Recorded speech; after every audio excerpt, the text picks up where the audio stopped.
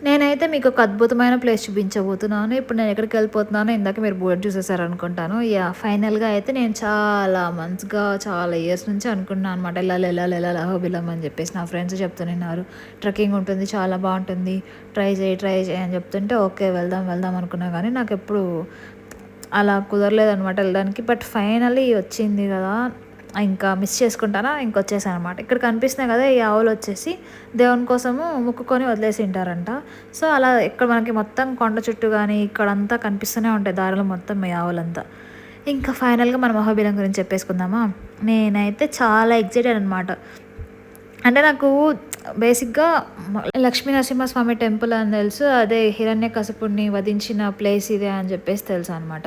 So, కానీ ఎప్పుడు నేను ఈ ట్రెక్కింగ్ చేయలేదనమాట. సో, ఎలా ఉంటుందో ఏమో అని చెప్పేసి అనుకున్నా. ఇదిగోండి ఇక్కడ చూసారా ఈ చిన్న వాటర్ ఫాల్‌తోనే నేను ఎంత ఎక్సైట్ అయిపోయానంటే, అంటే నేను జీరో ఎక్స్‌పెక్టేషన్స్ ఏం తెలీదు నాకు.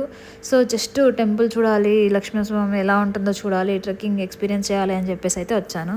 సో, ఇక్కడ పక్కన ఉన్నాయి కదా డోలీల్లాగా అవైతే మామూలుగా ఎక్కలేని వాళ్ళని తీసుకెళ్ళడానికి కొద్దిగా కష్టంగా ఉంటారు. పెద్దవాళ్ళని తీసుకెళ్ళడానికి అదనమాట. సో, ఇక్కడ మనకి 2 అహోబిలం ఉంటుందనమాట. ఎగువ అహోబిలము, దిగువ అహోబిలం అని చెప్పేసి. ఫస్ట్ అయితే మేము ఎగువ అహోబిలంకొచ్చేసాం.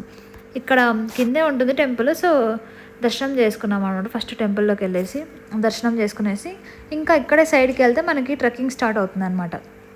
ఎక్కడికి అంటే జ్వాలా నరసింహస్వామి టెంపుల్‌కి ట్రెక్కింగ్‌లోనే వెళ్తేనే అక్కడ జ్వాలా నరసింహస్వామి టెంపుల్‌కెళ్తాము.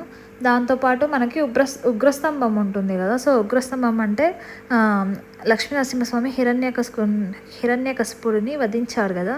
ఆ ప్లేస్ అనమాట ఉగ్రస్తంభం అనేది. సో, అక్కడికి ఎళ్ళాలంటే మనం ఈ ట్రెక్కింగ్ చేసుకొనే ఎళ్ళాలి. నాకు ఈ వాటర్ ఫాల్స్ చిన్న చిన్న వాటర్ ఫాల్స్ చూస్తేనే చాలా ఎక్సైట్‌గా ఫీల్ అయిపోయాను. ఎంత ఆనందం వేసిందంటే అబ్బా!